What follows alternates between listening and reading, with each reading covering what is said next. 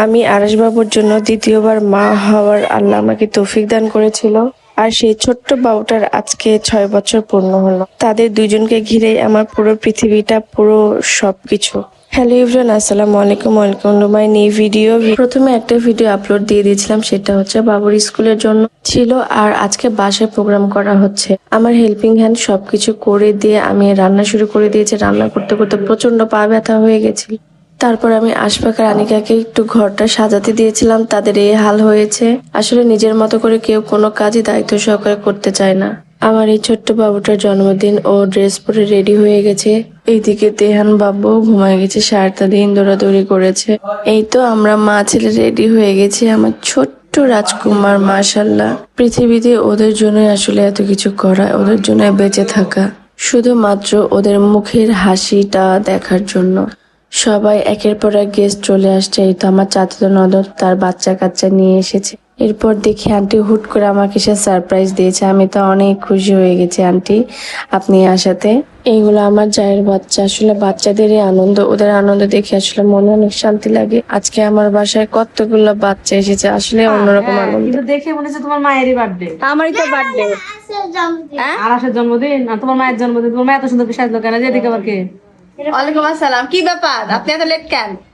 মামা আগে চলে এসেছে। লাগা পিস পিস এসেছে। আনছিলাম না, রেখে চলে কেন রাস্তাকে চিনে না? রাস্তা চিনেন না? তাহলে পিস লাগা লাগবেন। আসেন, হ্যাঁ ভালো করেছেন। এরপর তেহান ও আরাশের মিস আরাশের জন্য গিফট নিয়ে এসেছে। সে তো মহা খুশি। তারপর মেঘলাও চলে এসেছে, আর তেহানের বন্ধুকে পেয়ে সে তো মহা খুশি। আমার কাছে মনে হয় স্কুলের ফ্রেন্ড সার্কেল গুলাই বেস্ট হয়, এর থেকে আসলে অন্য কোনো ফ্রেন্ড হতেই পারে না। এদিকে সবাই একটু ফটোশুট করে দিলাম। আর আমার জামাই দেখছি বাবুর কেকটা নিয়ে এসেছে, আর আমি পিয়ালি সাহার কাছ থেকে পারচেস করেছি। এইদিকে ভাইয়া দেখি দুইজনের জন্য গিফট নিয়ে এসেছে। এদিকে আরাশের জন্য তেহানো বোনাস পেয়ে গেল।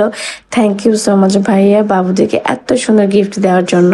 যেহেতু সবাই মোটামুটি গেস্ট চলে এসেছে, তাই আর দেরি না করে এখন কেক কাটিং শুরু করে দিব। আমার বাবুর জন্য সবাই দোয়া করবেন, আর কেউ মাশাল্লাহ বলতে ভুলবেন না। আল্লাহ যেন আমাদেরকে এইভাবে হাসি খুশি ভাবে রাখে, আর সারা জীবন এভাবে যেন পার করে দিতে পারি। জন্মদিনের মেন ইন্টারেস্টিং পার্টই হচ্ছে কেক কাটা। এতে বাচ্চারা খুব বেশি খুশি হয়, কারণ ওদের আনন্দ দেখলে আসলে অন্যরকম একটা ভালো লাগা কাজ করে। মামা এদিকে পার্টি স্প্রেটা দিয়ে পুরা কেকের একেবারে বাড়া অবস্থা করে দিয়েছে। কেকে যেন কোনো চিকমিকি না পড়ে, তাও আমি আর আন্টি মিলে একটু টেকেল দেওয়ার চেষ্টা করলাম, তবুও পড়ে গেছে। এখানে তার দুই দাদি তাকে কেক খাওয়াচ্ছে, তার বড় দাদি, তার ছোট দাদি। আমি অনেক বেশি খুশি হয়েছি। আর খালা, আমার একমাত্র খালা শাশুড়ি এবার প্রথম কোনো প্রোগ্রামে অ্যাটেন্ড করতে পেরেছে। আমার খালা শাশুড়ি ঢাকায় থাকে, উনি এখন রাজশাহীতে থাকে, তো উনি একটু অসুস্থ। সবাই ওনার জন্য দোয়া করবে। খালা শাশুড়ি, আমার মামা, শ্বশুর, আমার শ্বশুরবাড়ির ফ্যামিলির সবাই আমাকে অনেক ভালোবাসে, অনেক আদর করে। আমার খালা শাশুড়ি আমাকে আদর করে কেক খাওয়িয়ে দিয়েছে, তাহলে বোঝেন আমাকে কত পরিমাণ সবাই ভালোবাসে। এই ভালোবাসাটা আমি সারা জীবন সবার কাছ থেকে পেতে চাই। কেক কাটা শেষ হওয়ার পরে সবাইকে খাবার দিয়ে দিয়েছি, কারণ রাত্রে হয়ে যাচ্ছে, লেটও হয়ে গেছে। আজকে রান্না আমার শাশুড়ি মিলে আর আমি মিলে করেছি, কারণ আমি তো এতগুলো রান্না করতে পারবো না, টায়ার্ড হয়ে যাবো। এই জন্য আমরা শাশুড়ি মা মিলে রান্না করেছি। আলহামদুলিল্লাহ, রান্না অনেক মজা হয়েছে, সবাই অনেক প্রশংসাও করেছে। গেস্ট প্রায় চলে যাওয়ার পরে দেখে আমার আব্বু এসেছে বাবুদের জন্য গিফট নিয়ে। আমার বাবুরা তো নানু ভাইকে পেয়ে মহা খুশি, কারণ তারা নানা ছাড়া কিছুই বোঝে না। অবশ্য সেদিনকে বাবা দিবস ছিল, তো আমার বাবার জন্য আমি কিছুই করতে পারিনি। আমার 3 বাবার জন্য সবাই দোয়া করবেন।